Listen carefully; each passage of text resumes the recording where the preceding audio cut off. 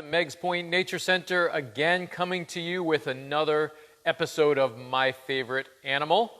I don't know what else to call it except an episode, a program.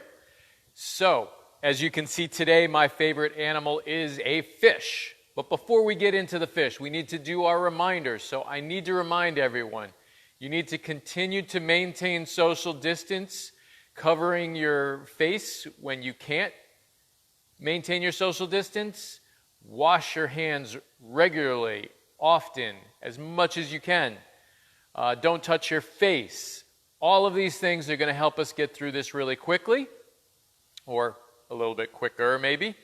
I'm also going to remind everyone that the Connecticut state parks are open, most of them. A few of them have to close, and some might close when we reach capacity. So check your park. If the gate is closed, if the parking lot is full, find a different park to visit, because we've got lots of parks all across Connecticut, and you should visit them all because they're all fantastic. We also have forests. You can go hiking all across the state, plenty of places for you to go. So if you see that one of the locations you'd like to visit is crowded, go find another one. You can come back to that one if it's a little less crowded on another day. So let's continue to visit the state parks, but again, maintain your social distance, and we're asking people not to gather at the parks. So come do your hike, get your exercise, and then you can head out and have a picnic in your backyard or somewhere else. But no picnicking right now in the parks. Now, I have a very special shout out today. We have to do a birthday shout out, and it is Marshall's, what day? 8th birthday. So 8 years old, Marshall, happy birthday. And I think that you particularly like snakes, and a copperhead might be one of your favorites. So we're going to change our schedule around, and this Friday, we're going to do our copperhead program. So you'll get to see a program. I do have a live copperhead, which is really exciting. I am not going to be holding it for you, but we'll set it up so that you can see a live copperhead. Very excited. One of my all-time favorite animals ever since I was a kid. I just was fascinated by the copperheads. All right. So we do have a couple of special programs coming up. We have Zoom conferences coming up. We have one on the 7th. That's going to be at 4 o'clock, and that's about horseshoe crabs. So I've already done a program on horseshoe crabs. You can go into the archive. You can go to the Meigs Nature Center YouTube page and see it there. Or you can go to the Virtual Learning Center at meigspointnaturecenter.org. But in honor of our horseshoe crab program, I'm going to do a very special horseshoe crab program on Thursday morning. So you can also sign up for that conference if you go to programs at meigspointnaturecenter.org. You can sign up. We only have 100 people signed up right now, so we have space for about another 200 people. So make sure you sign up. It's going to be a really exciting program. We have a college professor that's going to talk to us about the decline of horseshoe crabs. She's going to talk about how amazing horseshoe crabs are, because absolutely fascinating animal right there, and we're going to talk more about it on Thursday. We also have a talk that we're going to do this coming Saturday at 2 o'clock about COVID-19 with Dr. Don Rankin. So you can sign up for that one as well. Same process. Both of those are going to be Zoom, and you won't be able to get into them unless you sign up ahead of time and we send you the invite for the Zoom conference. So I encourage all of you join in. You'll have a chance to ask questions. We'll do a chat where you can ask questions, and we can find out more about this virus and more about horseshoe crabs. So that's Thursday and Saturday. Look for those programs on our calendar at meigspointnaturecenter.org. All right. Today's animal is very small. I'm going to tell you that you need to maintain your social distance are 36 sticklebacks. The fish we're doing today is a stickleback. Now, in Connecticut, we have lots of different kinds of sticklebacks. We've got 3-spine sticklebacks, 4-spine sticklebacks, 5-spine sticklebacks, and 9-spine sticklebacks. And their baby boy. Those are the only ones I know of. So you can find out how many or what kind of stickleback you have by counting the spines on the back of the stickleback. There's a tongue twister right there. So sticklebacks are called that because they've got really defined large spines down their back.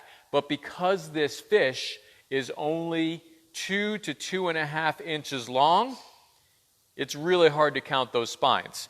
So I believe that what I have in the tank today are 3-spine sticklebacks. Again, it's hard to count those little spines. I did look to see if there were other ways to tell, and there are some other ways, but it's no easier than counting the spines. Now, the males will get a bright color, and I'm going to come around and put the camera into the tank so that you can see better what these fish look like. So first, I'll pick up the camera, and we'll turn it around because they're hanging out over here. So these are our sticklebacks. Sticklebacks can be in fresh water. Along Connecticut, they tend to stay on the shore, close to shore.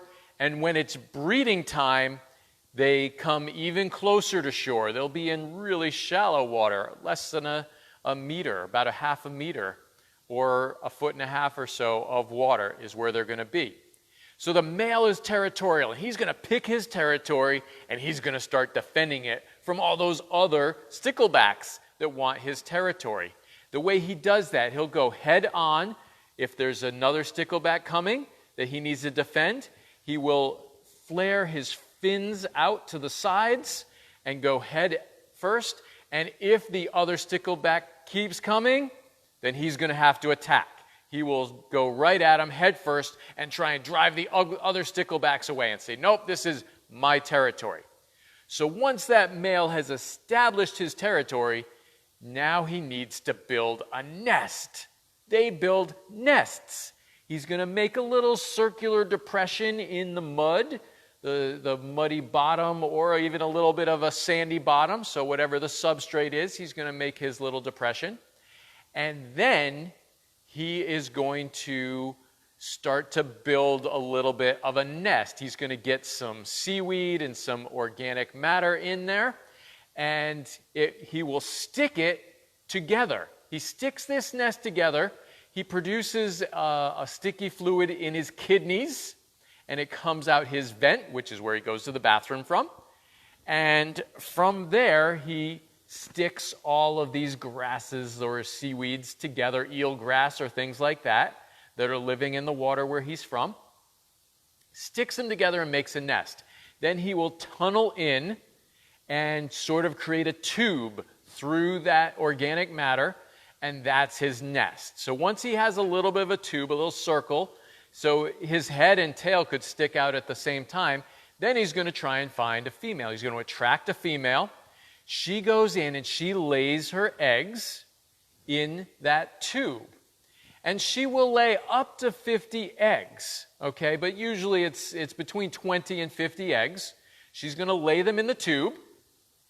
I don't know if you guys can see the spines. Every once in a while I just get a glimpse of the spines on the fish. So really cool. Oh, she's coming right over there. So she's going to go in, she's going to lay her eggs. The male will follow her and fertilize them, but then he's going to try and attract another female, and she'll lay her eggs on top of the last one, and that will continue to happen. They'll just lay a few eggs each time until the male has lots of eggs, and then he's going to protect them. He sticks around, he defends them until it's time for them to hatch. Okay, so let's talk about what eats sticklebacks, because there are predators on them. Tomcod, which is a bit of a larger fish, American eels, even the killifish. If you've seen our other program about killifish, they will also eat the sticklebacks. Sticklebacks eat plankton, and we've mentioned plankton lots of times. There are lots of things that eat plankton. They will eat zooplankton, which are little tiny animals, and they will eat phytoplankton, which are little tiny plants. So both of these little microscopic things, we would need a microscope to see them. They can eat them right out of the water. If you can see, their mouths are very tiny, so they can't eat very large things. So we feed them brine shrimp. We get freeze-dried brine shrimp and tube flex worms that crumble into little tiny pieces, and then they're able to eat it out of the tank. During breeding season, the male will get a bright orange color on his underbelly. So I think that I have a male and a female in here. I can't really tell because they're very similar color this time of year. In the tank where we keep them in, there are a couple of more, and they all are about the same color today. So really hard to tell at this time of year the males from the females.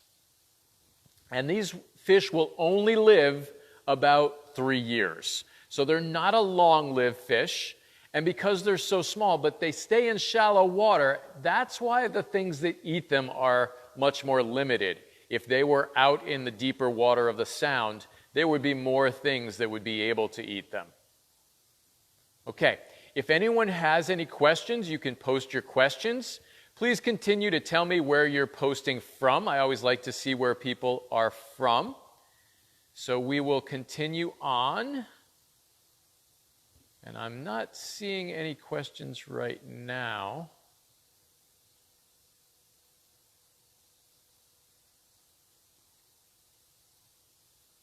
Oh, look, Sarah says happy birthday to Marshall as well.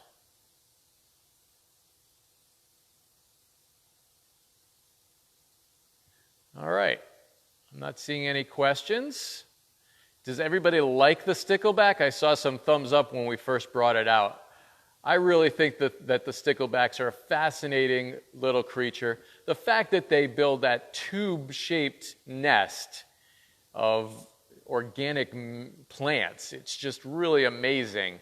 And they stick them together. It's not that they just take a nest and pile it up. They actually stick the things together that they're nesting with. Do people use them as bait? So most of the time, people do not use sticklebacks as bait. I'm sure somebody might. Most sticklebacks are protected because they are either endangered or threatened. So because their habitat is fragile, they have lost a lot of the places where they like to lay their eggs. And in Connecticut, eelgrass beds are a great place to find sticklebacks, but we don't have very much eelgrass anymore. So it is, I believe, coming back in Long Island Sound. We should do a whole program on eelgrass. If I can find a nice eelgrass bed, maybe we'll do that. Someone wants to know, are they only found in North America? So the species that I mentioned are found all over North America. I don't know if there are any others around the world, but these species are found on the West Coast and in the Great Lakes. So they're found all over North America, but I don't know of any that are found in the rest of the place in the world. Someone's asking, do birds eat them? Usually not. So a kingfisher might take a stickleback.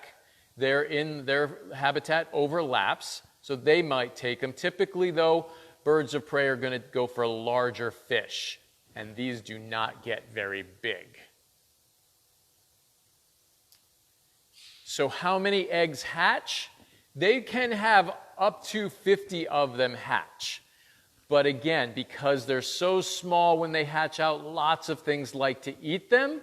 So not all of them are going to grow to full size. They only live 3 years. They can get full size in a year. Let's take a look at the top, because I want to talk about, you see how dark they are on the top? That allows them to camouflage in. The areas where they live are dark-bottomed, muddy bottoms. So that camouflage from the top, they blend right in. And that's going to protect them from fish or larger fish from above. Joseph asks, are they poisonous? And they are not poisonous. Those spines might protect them from some things, but not from the fish that like to eat them. How long does it take for the eggs to hatch? Oh, I used to know that answer. I do not remember how long these guys take to hatch. I'm going to say it's going to be just a couple of weeks, though, but we'll look that one up and post it. If you have questions and are watching this video afterwards, you can send us your questions, and we will try and answer them or post them up. I know, though, I do have a whole line of questions waiting for me to respond to, so we will get to those as soon as I can. Why do they have so many spines? So again, we could have 3-spined up to 9-spines. So 3, 4, 5, and 9-spine sticklebacks. And those spines probably were some sort of defense. Other fish have worked their way around that defense. But I'm not sure what the different numbers of spines, why some would have a different number. All right. So it looks like everyone is enjoying my favorite animal as much as I am. This favorite animal today is the stickleback. And we're primarily talking about the 3-spine stickleback because that's what we have here. But again, in Connecticut, we've got 3-spine, 4-spine, 5-spine, and 9-spined. There may be more. I'm not even sure. I'm not even sure if you guys can see them in the fish tank right now because they're very small. So again, they can be in fresh water and they can go into salt water as well. Will the Nature Center be open by May 20th? I don't know. Our next evaluation date is May 20th, so I'm going to guess that we're going to stay closed until probably the end of May or into June a little bit.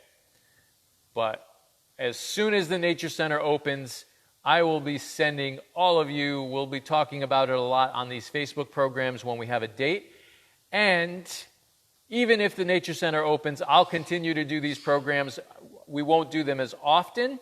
I'll figure out a new schedule and we'll continue to do programs. There's a lot of people that seem to really enjoy these programs, so I really want to continue doing them. I think that people are just having a lot of fun with it because I'm having a blast. I don't know if you guys are having fun, but I really am having fun doing this. I want to remind everyone that there's lots of great information on our Virtual Learning Center. So if you go to meigspointnaturecenter.org to the Virtual Learning Center, you can get word searches, word scrambles, mazes, coloring pages, all sorts of things that you can do at home. Vocabulary words that go with the videos. I always like to see the new vocabulary words. So I'm not sure what words we'll be able to come up with. And we're also adding some fun facts. So maybe not even things that I talk about here. You may be able to see some new things over on the Virtual Learning Center. I encourage you to follow us, like us on Facebook and on YouTube, and that will tell your friends and other people how much you're enjoying these programs, and maybe they'll stop in and watch a few programs themselves. All right. Someone says they really enjoy the show. That's awesome. I'm glad that you're having fun with it. I'm going to turn the camera around and show you the stickleback one more time before we cut out. Not me. Here we go. There are our sticklebacks. Fascinating little fish. So I hope everybody enjoyed the program. Again, we do these programs Tuesday to Friday at 11 and 2 o'clock. So I will see you all this afternoon at 2 o'clock. And look, Friday, we're going to have a copperhead program. Thursday, we're going to be talking about horseshoe crabs. I know I did them once, but they're really fascinating.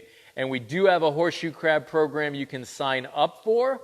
Go to programs@meigspointnaturecenter.org to sign up for the COVID-19 talk on Saturday at 2 o'clock and the horseshoe crab talk on Thursday at 4 o'clock. So I look forward to seeing you all when the Nature Center opens. Until then, I hope you enjoyed my favorite animal from the Meigs Point Nature Center.